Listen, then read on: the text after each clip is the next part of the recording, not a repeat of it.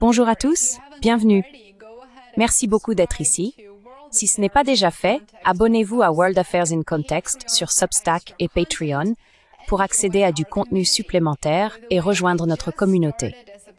D'ailleurs, je viens de lancer un chat pour les abonnés là-bas et je pense que nous apprécierons tous d'avoir cette plateforme supplémentaire pour échanger et partager des informations. Je vais répondre à l'un des commentaires les plus fréquents que je vois sous mes vidéos. Si l'économie va si mal, pourquoi la bourse est-elle si haute? C'est une question légitime. Il n'est pas surprenant que beaucoup de mes abonnés et de mes spectateurs en général continuent de se poser cette question.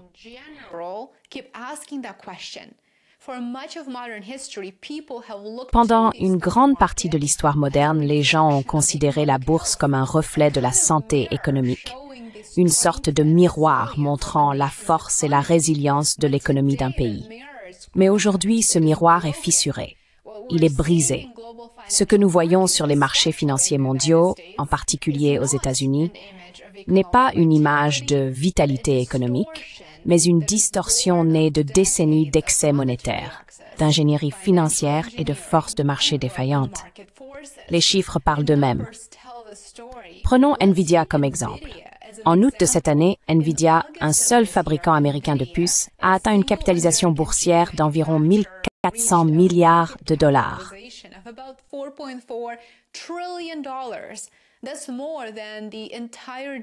C'est plus que le PIB total du Japon, plus que l'économie de l'Inde et supérieur à la valeur boursière totale de toutes les entreprises cotées à la bourse suisse réunie. Nvidia, sur le papier, vaut plus que toutes les terres agricoles des États-Unis, croyez-le ou non, et représente près d'un cinquième de la valeur de tout l'or jamais extrait dans l'histoire de l'humanité.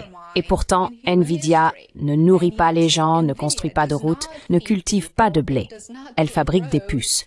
Puissantes et essentielles, certes, mais rien qui ne justifie une valorisation rivalisant avec celle de nations entières. Voilà la nouvelle absurdité de la finance moderne. Des valorisations boursières qui s'envolent bien au-delà de tout lien raisonnable avec l'activité économique réelle. Nvidia, bien sûr, n'est pas un cas isolé.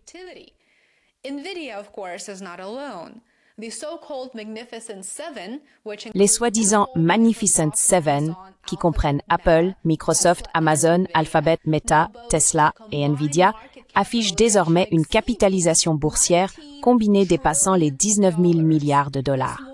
C'est plus que le PIB combiné de plusieurs grandes économies, dont l'Allemagne, le Japon et l'Inde.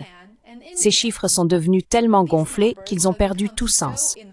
Le marché boursier ne reflète plus la réalité. Il reflète la distorsion provoquée par l'argent bon marché, la spéculation effrénée et les politiques gouvernementales qui ont transformé la finance en un univers parallèle. Alors, commençons par le début. Comment en est-on arrivé là?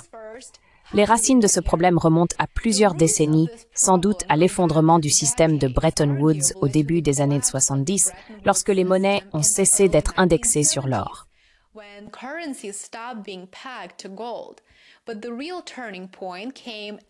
Mais le véritable tournant est survenu après la crise financière de 2008. Les banques centrales, désespérées de sauver des économies en plein effondrement, ont déployé des mesures extraordinaires, telles que l'assouplissement quantitatif, des taux d'intérêt proches de zéro et une dette publique à une échelle jamais vue auparavant. Ces mesures étaient censées être temporaires, mais elles sont devenues le socle du monde financier d'après-crise. Les banques centrales ont inondé le système de liquidité, des milliers de milliards de dollars créés d'un simple clic. Elles ont également remis cet argent aux banques privées, aux entreprises et au gouvernement. Comme on pouvait s'y attendre, ce nouvel argent ne s'est pas vraiment réparti de manière équitable.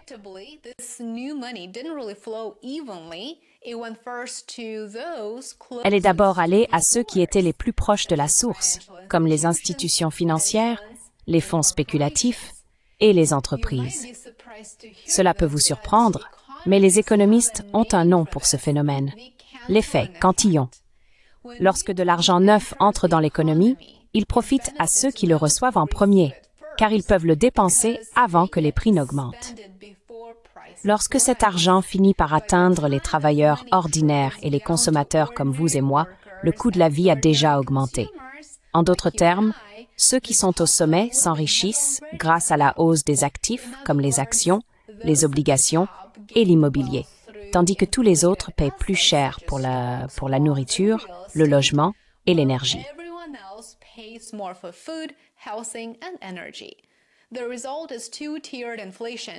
Le résultat est une inflation à deux vitesses. Une inflation des prix à la consommation qui s'infiltre dans la vie quotidienne et une inflation des actifs qui enrichit l'élite. Les riches s'enrichissent grâce à la hausse des prix des actifs, tandis que la classe moyenne et les pauvres se retrouvent exclus du marché du logement, incapables d'épargner et accablés par l'augmentation de la dette. Les taux d'intérêt artificiellement bas n'ont fait qu'aggraver la situation. Depuis plus d'une décennie, l'argent était pratiquement gratuit à emprunter. En Europe, par exemple, les taux sont même devenus négatifs, ce qui signifiait que les banques payaient en fait les entreprises pour qu'elles empruntent. Ce qui a suivi, c'est une vague d'ingénierie financière. Au lieu d'investir dans la véritable innovation, de nombreuses entreprises empruntaient de l'argent à bas coût pour acheter leurs propres actions, réduisant ainsi le nombre de titres en circulation et faisant grimper les prix.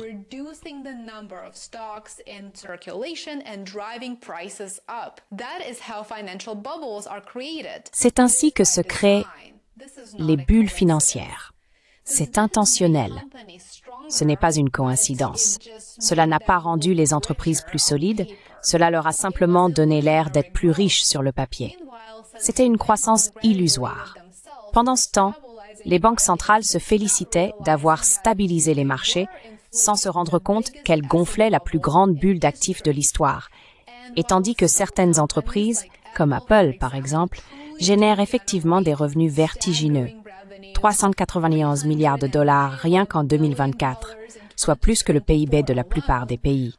Bien sûr, ce succès est devenu l'exception utilisée pour justifier l'absurdité de la règle.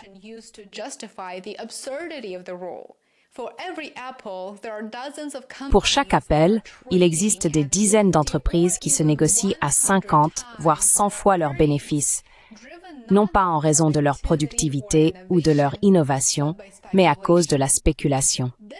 Ce décalage entre le prix et la valeur est au cœur du problème. Les marchés étaient autrefois des lieux de découverte des prix, où les investisseurs déterminaient la valeur d'un actif en fonction des bénéfices futurs, de la concurrence et du risque. Aujourd'hui, ils sont devenus de véritables casinos où les probabilités sont fixées par les banquiers centraux et où tout le monde joue parce qu'il n'y a pas d'alternative. Même les investisseurs professionnels le reconnaissent. Dans une récente enquête de Bank of America, 91% des gestionnaires de fonds responsables de près d'un demi-billion de dollars ont déclaré que les actions américaines étaient surévaluées.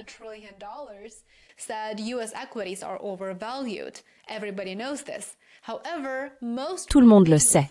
Pourtant, la plupart restent pleinement investis. Pourquoi cela? Eh bien, parce qu'ils n'ont pas le choix. Dans un monde où la liquidité ne rapporte presque rien et où les banques centrales ont fait de la spéculation le seul jeu possible, même les professionnels sont piégés dans la bulle qu'ils ont contribué à créer. Les conséquences dépassent le simple cadre économique. L'inflation des prix des actifs est en train de remodeler la société elle-même. Le fossé entre ceux qui possèdent des actifs et ceux qui n'en possèdent pas est devenu la caractéristique déterminante du monde moderne. L'accès à la propriété devient de plus en plus hors de portée, l'épargne retraite ne peut pas suivre les distorsions du marché et les jeunes, accablés par les dettes et le coût de la vie élevé, considèrent la richesse comme quelque chose d'inaccessible. L'inégalité croissante n'est pas seulement un problème financier, c'est une bombe politique.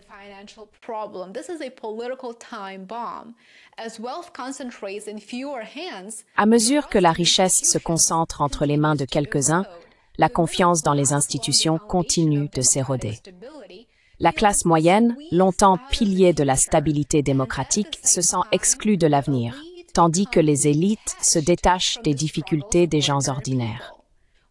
Nous vivons désormais dans un monde où la richesse virtuelle croît plus vite que la richesse réelle, où les chiffres sur les écrans augmentent alors que les salaires stagnent, et où la bourse célèbre des records jour après jour, même si les familles peinent à payer leur loyer. Le système est devenu auto-entretenu et dangereusement fragile. Un seul choc, comme une forte hausse des taux, une crise de la dette ou un conflit géopolitique, pourrait déclencher une cascade effaçant des milliers de milliards de richesses virtuelles, révélant à quel point la fondation est et a toujours été creuse.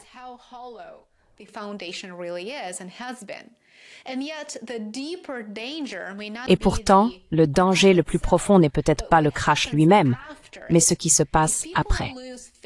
Si les gens perdent confiance non seulement dans les marchés, mais dans la monnaie elle-même, s'ils ne croient plus que le système financier sert à autre chose qu'à enrichir une minorité, la légitimité de l'ensemble du système pourrait s'effondrer, et rapidement. L'histoire de l'inflation des prix des actifs ne concerne pas seulement l'économie. Elle parle de ce qui se passe lorsque l'argent se déconnecte du sens, lorsque la valeur ne provient plus de la production, mais de la manipulation. C'est l'histoire d'un système qui a oublié sa raison d'être. Allouer le capital de manière efficace, récompenser l'innovation et soutenir le véritable progrès humain.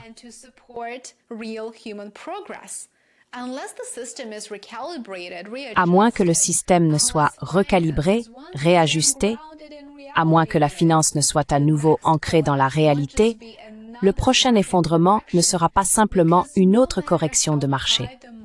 Peu importe à quel point le marché grimpe, les lois de l'économie, et aussi celles de la société humaine, trouvent toujours un moyen de ramener les choses sur Terre. Dites-moi ce que vous pensez de la bulle financière. J'aimerais beaucoup connaître vos avis et retours. N'hésitez pas à commenter ci-dessous. Merci beaucoup d'avoir regardé. J'espère que vous envisagerez de soutenir mon travail. Abonnez-vous ici sur YouTube, Substack et Patreon. J'aimerais aussi vous retrouver sur mes plateformes alternatives de réseaux sociaux. Vous trouverez les liens ci-dessous. Je vous souhaite une excellente fin de journée. À bientôt.